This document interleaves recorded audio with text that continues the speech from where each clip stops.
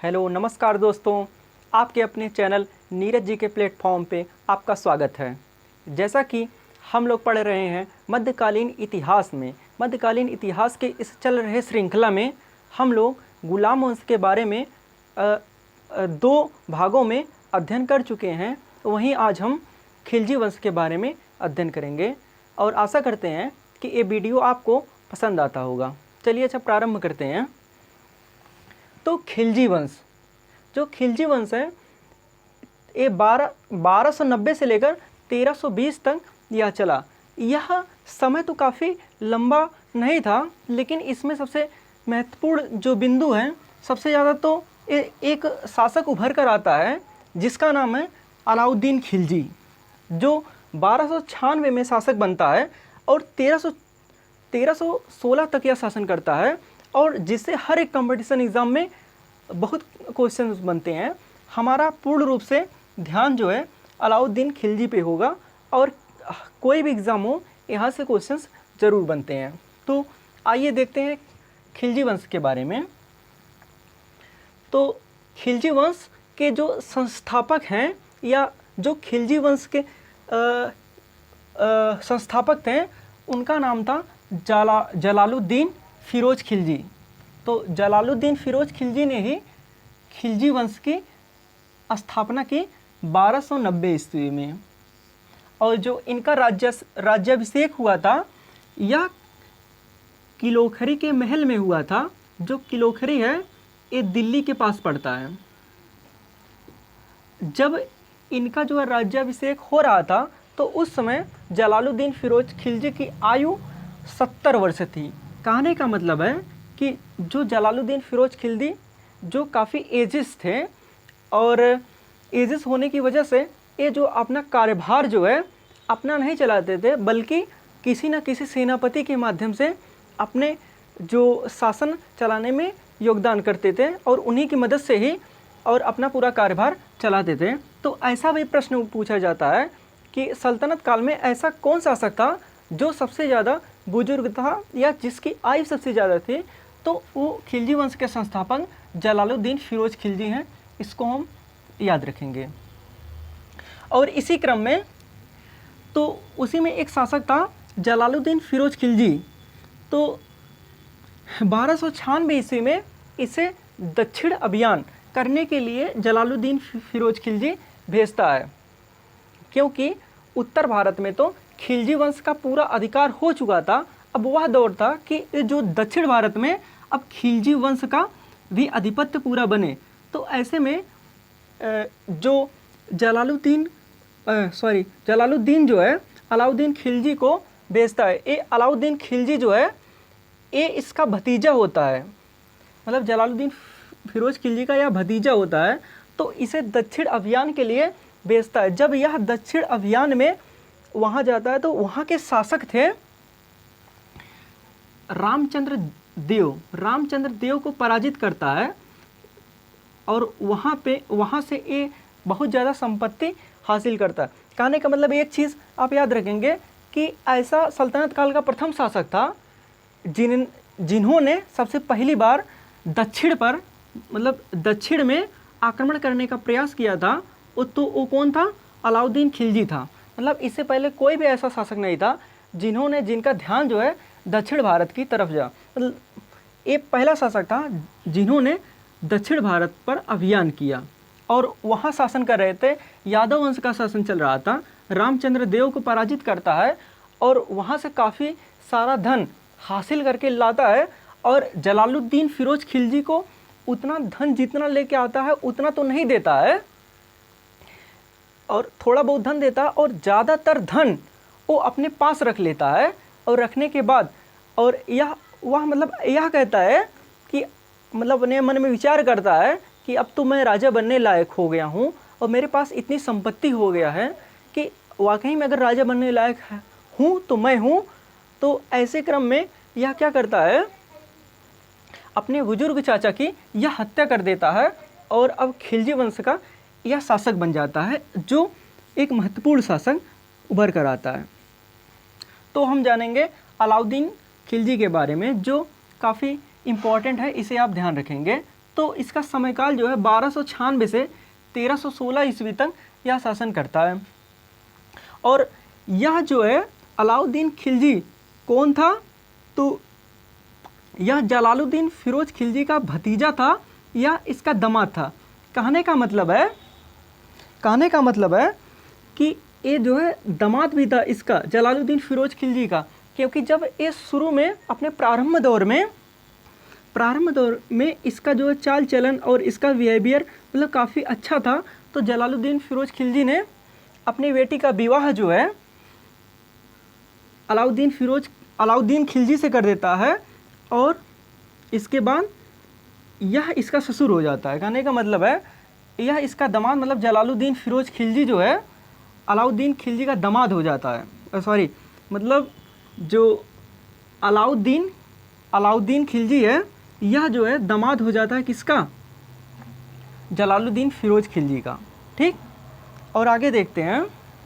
और इन्होंने राजा बनने के क्रम में कुछ सिद्धांत दिए हैं जिसे राजत्व सिद्धांत के नाम से जानते हैं। यहाँ से भी कई बार एग्ज़ाम में क्वेश्चंस देखने को मिला है। जैसे कि इससे पहले हमने अध्ययन किया था कि कोई भी सल्तनत काल का शासक बनता था तो सबसे पहले वह खलीफा से अनुमति लेता था, तो उसके बाद जो है वह शासक बनता था। ऐसे में वह लेकिन ऐसा नहीं करता है, उसने इस्लाम के सिद्धांतों के अनुरूप कार्य नहीं किया। कहने का मतलब है वह जो है धर्म और शासन की परंपरा को अलग किया, और वह यह कहता है कि शासक वही बनेगा जिसके पास योग्यता होगी, धर्म से उसका कोई लेना देना नहीं है। कहने का मतलब है जिसके पास गुण है वही शासक बनेगा। कहने का मतलब है कि सीधे सीधे लाइनें पूछता है कि उसने इस्लाम के सिद्धांतों के अनुरूप कार्य नहीं किया। मतलब कौन सल्तनत काल का ऐसा शासक था जिन्होंने इस्लाम के सिद्धांतों के अनुरूप कार्य नहीं किया? तो वह अलाउद्दीन खिलजी था। इसको आप देखेंगे ये PYP में पूछा गया है। और यह मैंने पहले ही बता दिया कि उसने खलीफा के अनुसार खलीफा से सुल्तान पद की स्वीकृति नहीं ली।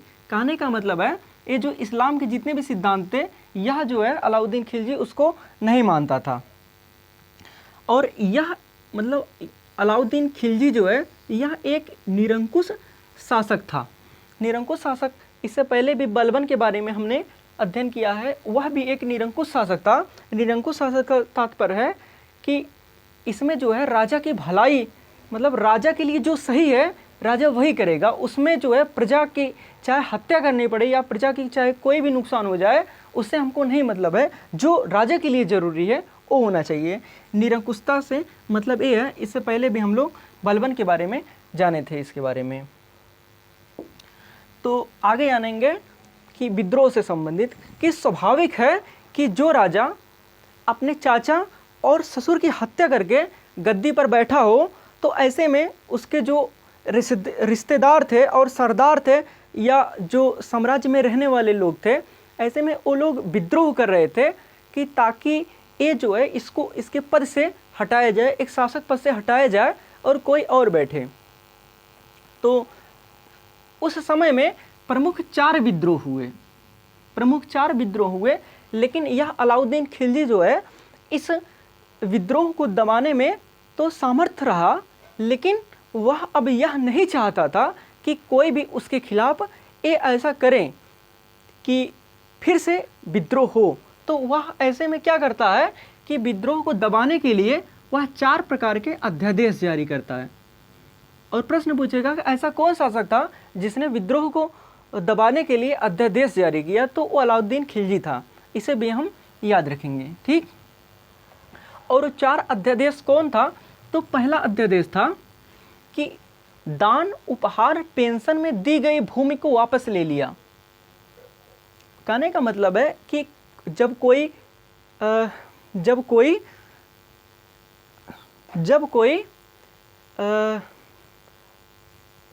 कोई जमींदार या कोई भी ऐसा कार्य करता था तो उसे दान के रूप में क्या दी जाती थी? भूमि दी जाती थी। और उपहार के रूप में क्या दी जाती है? भूमि दी जाती थी। और पेंशन के रूप में भूमि दी जाती थी। कहने का मतलब है कि जो ये दी गई भूमि जमींदारों से यह क्या करता है, वापस लेकर उसे खालसा भूमि में बदल देता है। खालसा भूमि से तात्पर्य है कि वह सरकारी भूमि में बदल देता है, मतलब सरकार के नियंत्रण में वह कर लेता है।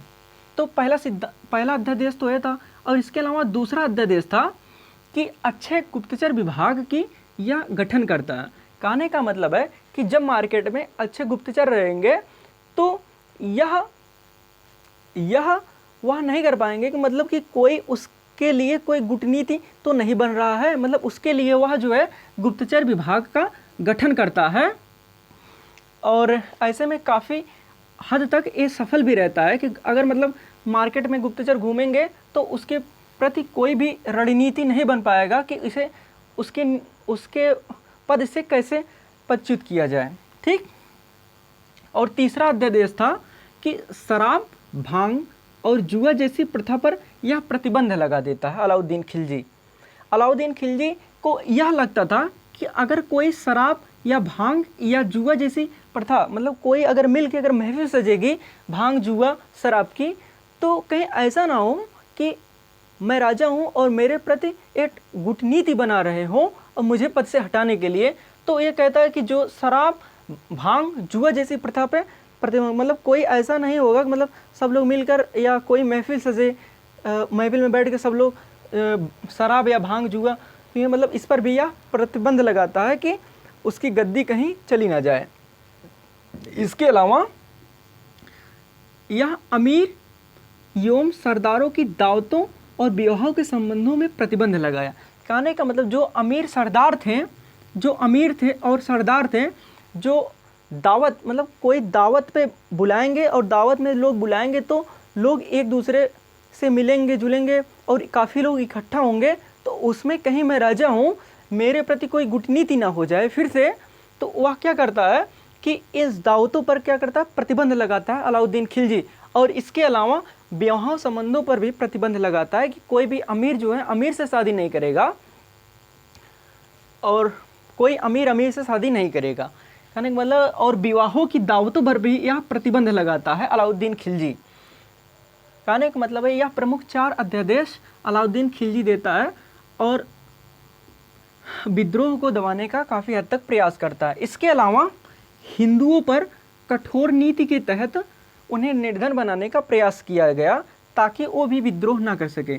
जैसे कठोर नीति के तहत उस पर क्या किया गया कि जैसे ज़्यादा टैक्स लगा दिया गया और जो भूमि दी गई थी उसे वापस लिया गया।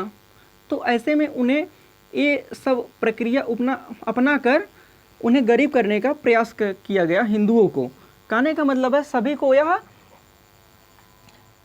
कठोर नीति के तहत जो है गरीब बनाने का प्रयास किया, या मतलब ऐसा कि ताकि जो उसकी गद्दी है वैसी बनी रहे।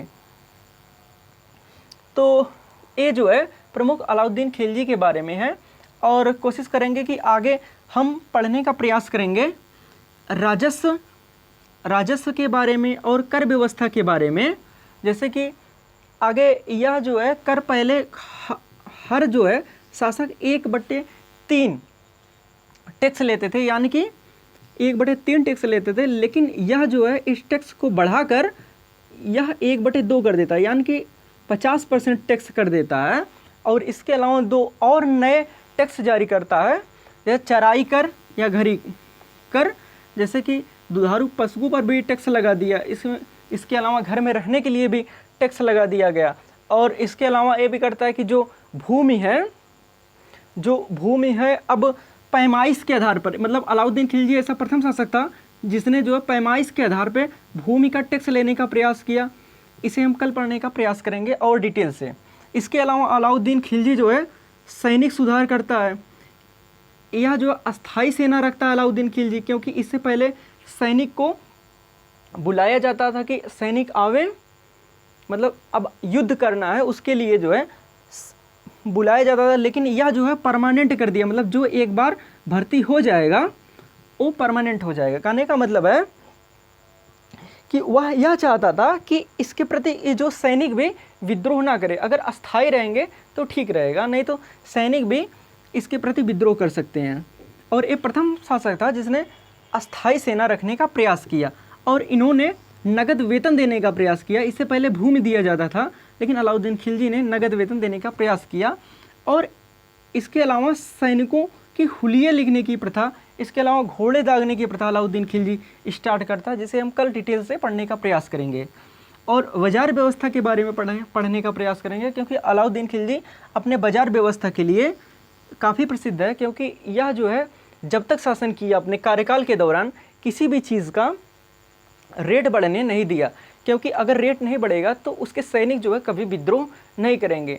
और इसके अलावा ये भी कहा जाता है कि अगर उसका मतलब जो नाप तोल कर रहा है, माप कर रहा है, अगर माप अगर कम निकला तो उसके शरीर का एक जो भाग मतलब मांस का टुकड़ा निकाल लिया जाता था जितना वेट कम है।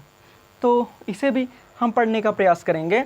इसके अलावा ये जो है 4 प्रकार के अन्य बाजार भी अलग अलग प्रकार से यह बनवाता है, इसके बारे में जानने का प्रयास करेंगे। इसके अलावा प्रमुख इसके अलाउद्दीन खिलजी के क्या उद्देश्य थे उनके बारे में पढ़ने का प्रयास करेंगे, क्योंकि यह विश्व विजेता बनना चाहता था, इसीलिए इन्होंने सिकंदर सानी की उपाधि भी धारण की और इसे द्वितीय सिकंदर के भी नाम से जाना जाता था। और इसके अलावा हम साम्राज्य विस्तार के बारे में कल जानने का प्रयास करेंगे। कहने का मतलब है कल हम राजस्व कर और सुधार और बाजार व्यवस्था, प्रमुख उद्देश्य और साम्राज्य विस्तार के बारे में अध्ययन करेंगे। तो आशा करता हूँ कि वीडियो आप लोगों को पसंद आया होगा। बहुत बहुत धन्यवाद। सबसे बड़ी बात, पढ़ेगा भारत तो पढ़ेगा भारत।